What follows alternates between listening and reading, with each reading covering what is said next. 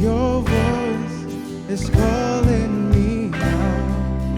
Right now, I know you're able, and my God, come through again. You can do all things. You can do all things but fail. 'Cause you never lost the battle. No, you never lost the battle. And I know you never will.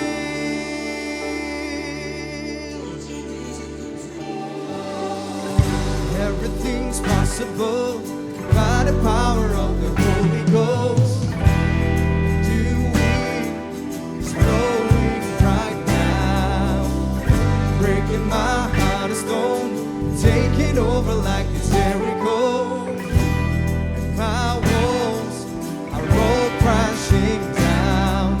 'Cause right now, and I know you're able, and my God, come through again. You can do all things. You can do all things but fail. 'Cause you never lost the battle. No, you never lost the battle. I know you never will. You can do all things. You can do all things but fail. 'Cause you never lost the battle. No, you never lost the battle. And I know you never will. Never lost the battle. Never lost the battle. You never lost the battle.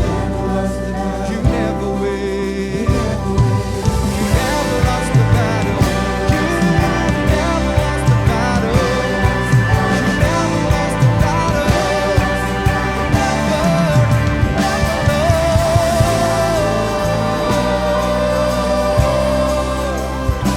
So faithful. I love you. I love you.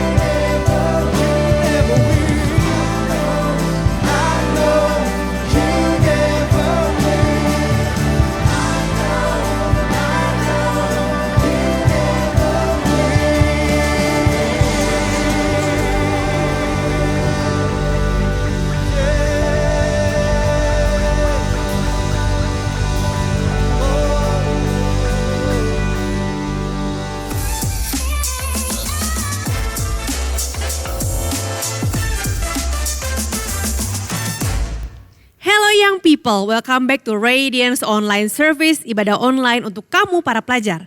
Tanpa terasa, kita hanya 1,5 bulan lagi di tahun 2023. So let's make the most of our time in 2023. Let's pray. Tuhan Yesus, kami bersyukur untuk waktu yang kami jalani di tahun 2023 dan kami mau memanfaatkan waktu kami dengan bijaksana, dengan penuh hikmat.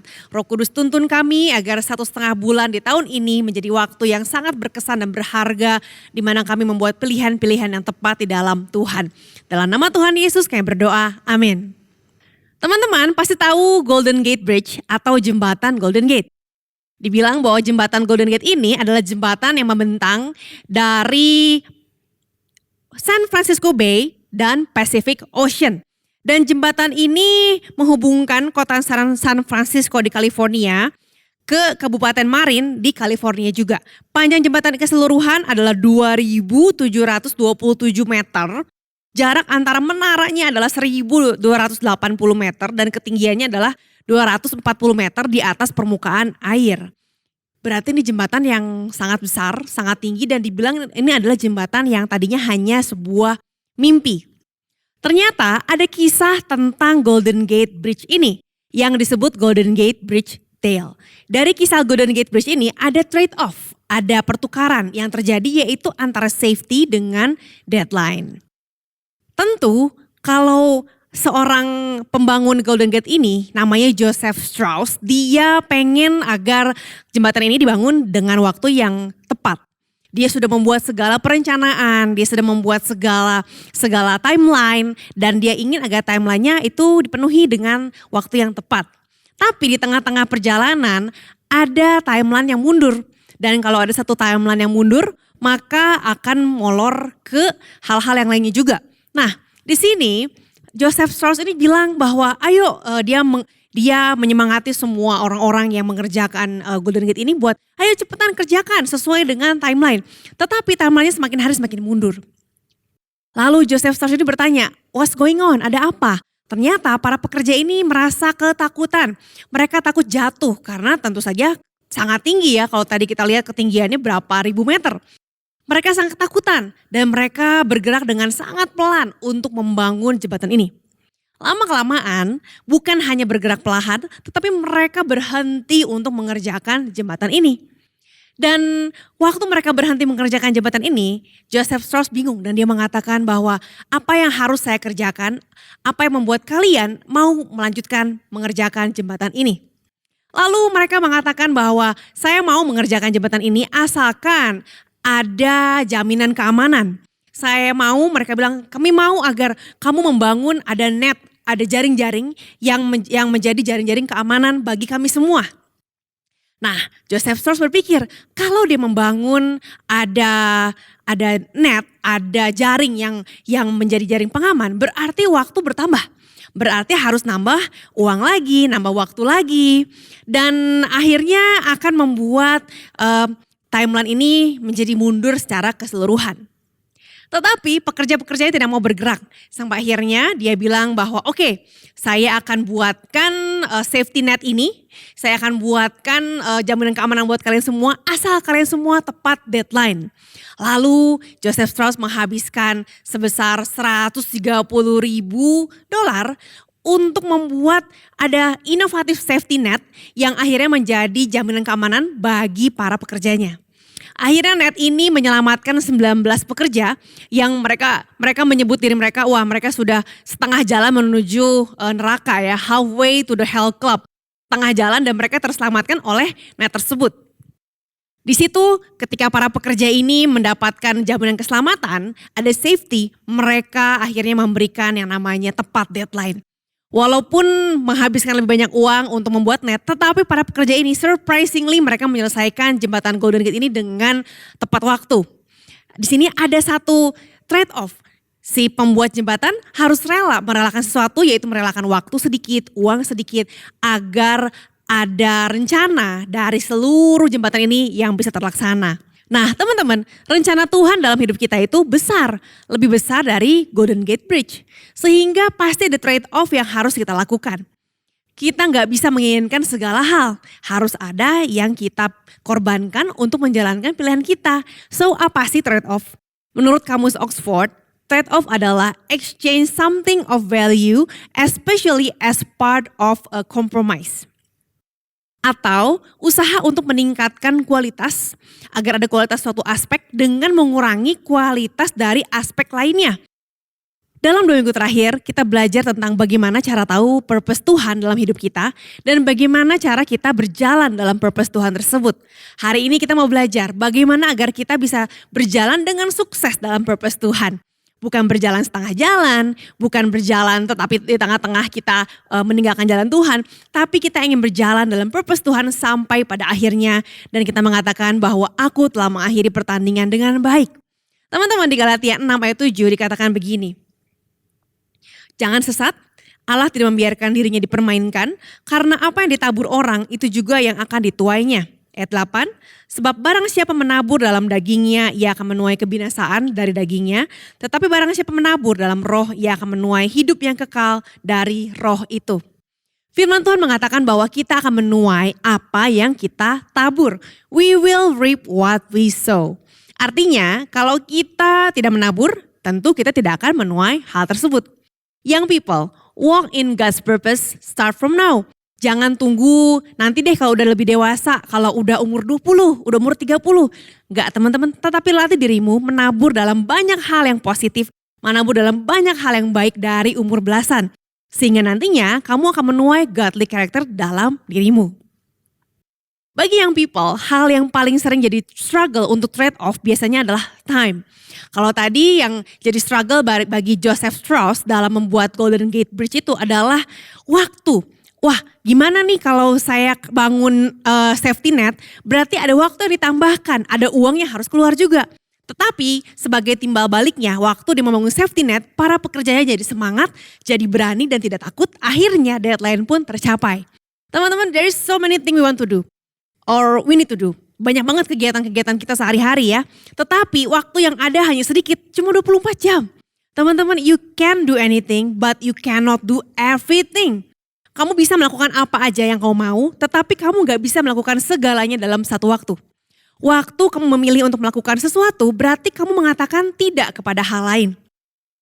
Seringkali anak-anak pelajar datang sama saya bilang, Kak saya pengen ini, pengen ini, pengen ini. Pengen aktif di sekolah, pengen aktif di organisasi di sekolah, pengen aktif di kegiatan musik, kegiatan olahraga, di gereja, memimpin. Banyak banget sampai akhirnya ada yang dikorbankan. Apa yang dikorbankan? Pelajarannya menurun. Teman-teman, kalau kita punya purpose dalam Tuhan, kita pasti tahu apa yang harus kita pilih. Kalau kita punya purpose in God, kita akan memakai waktu kita sesuai dengan purpose tersebut. Jangan sampai hal yang bukan purpose malah kita dahulukan. Kebalik.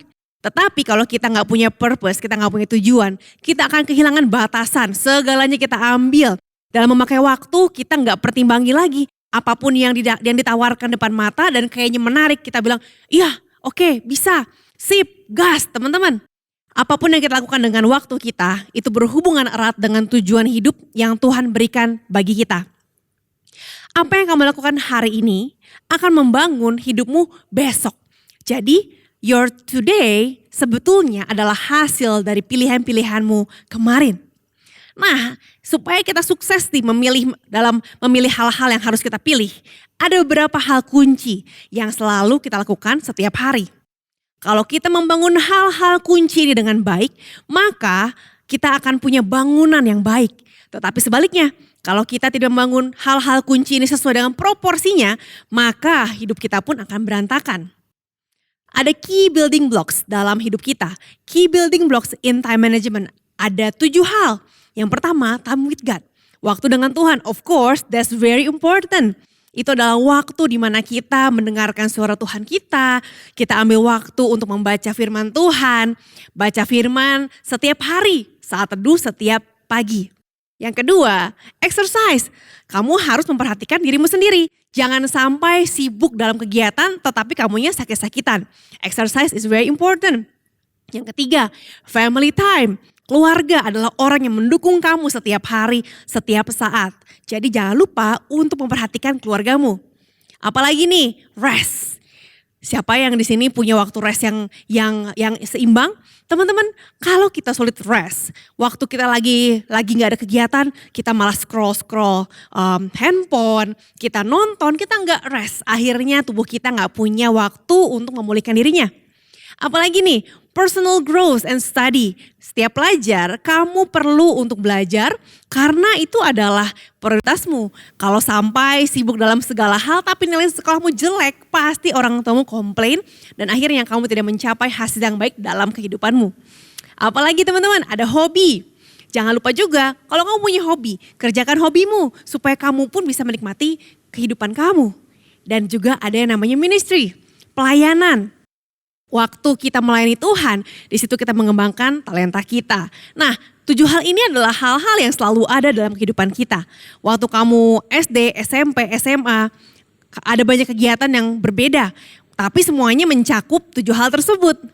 Semakin dewasa, semakin bertambah kegiatan, lesnya makin bertambah macem, mata pelajarannya bertambah macem. Belum lagi ada persiapan buat masuk kuliah buat teman-teman yang udah SMA. Bingung milih kuliah di mana, harus research ke kampus-kampus ini dan itu. Dan juga ada tanggung jawab baru mungkin di organisasi, di OSIS atau di klub-klub olahraga atau di gereja, kamu mulai memimpin. Teman-teman, kamu gak bisa melakukan semuanya dalam satu waktu.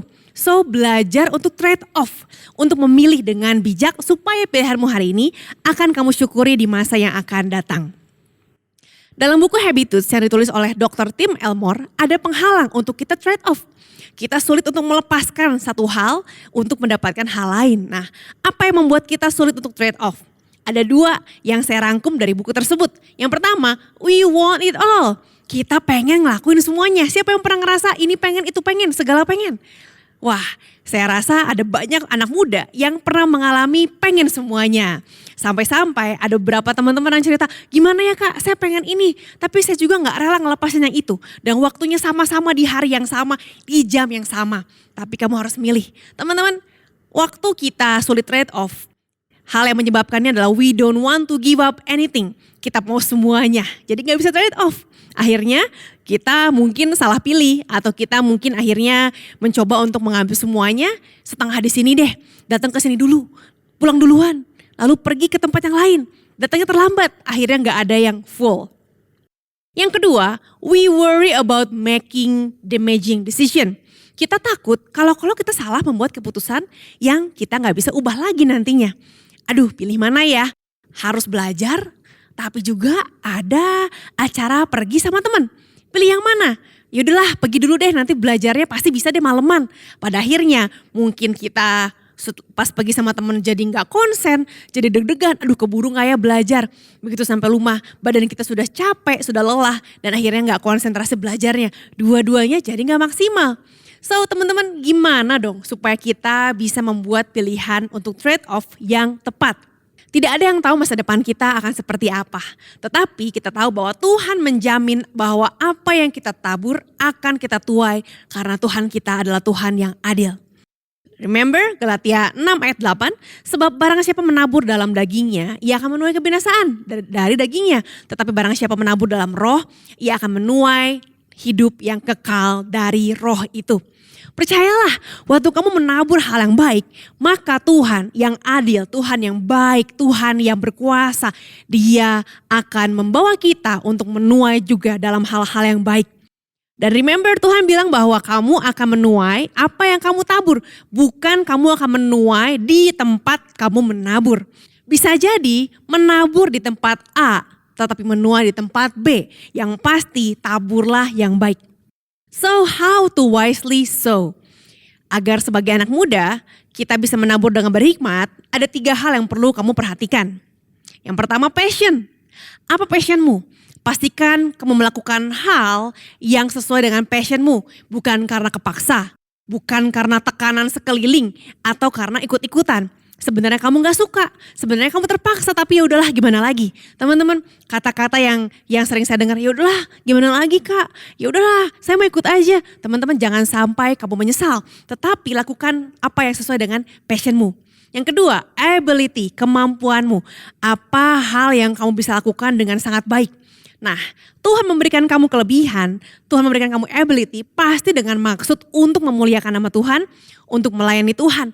Kamunya enjoy dengan passionmu, kamu yang juga mampu melakukan hal tersebut. Yang ketiga, blessing. Apakah kamu memberkati orang lain dengan apa yang kamu lakukan?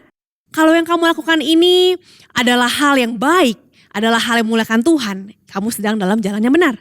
So kalau kamu trade off sesuatu dengan hal yang kamu passionate about, kamu trade off sesuatu dengan hal yang kamu punya ability dalam hal tersebut dan menjadi berkat bagi banyak orang, kamu sedang menabur dengan bijak.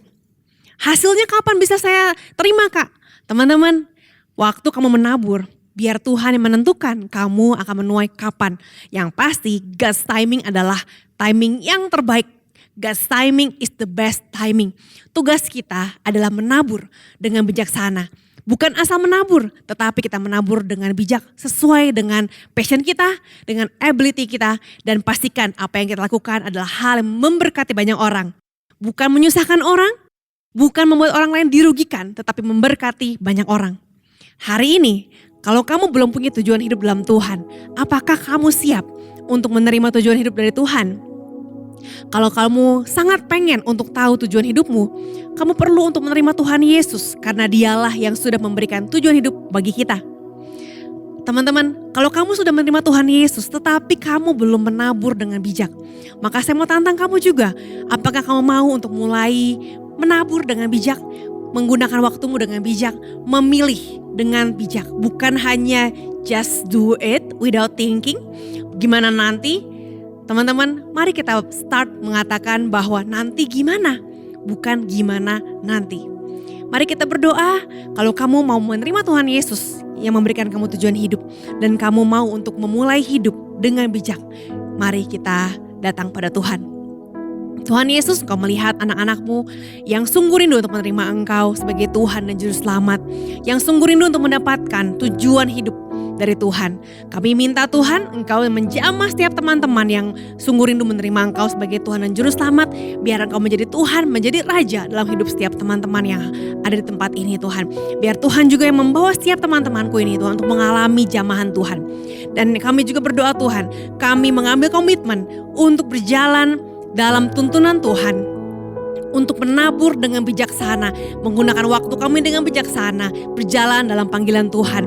Gak sembarangan dalam membuat keputusan, tetapi memikirkan apakah hal ini menyenangkan Tuhan, apakah ini memberkati orang banyak. Dan kami tahu bahwa waktu kami menabur dengan bijaksana, maka Tuhan yang akan membuat kami menuai dalam roh. Terima kasih Tuhan, Engkau Allah yang baik, Engkau Allah yang bisa kami percaya di dalam nama Tuhan Yesus. Jemaat Allah saat ini, terimalah berkat Allah dalam nama Bapa, Putra, dan Roh Kudus.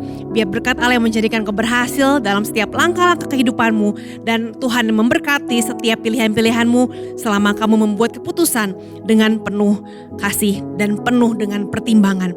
Biar Tuhan Allah yang memberikan hati yang bijaksana dalam memilih. Terima kasih Tuhan, kami terima berkat Allah. Semua yang terima berkat Tuhan sama-sama kita katakan amin. Teman-teman, kalau kamu perlu untuk didoakan lebih lanjut, kamu bisa scan QR code di bawah ini dan ada pendoa yang siap untuk mendoakan kalian. So happy weekend, God bless you.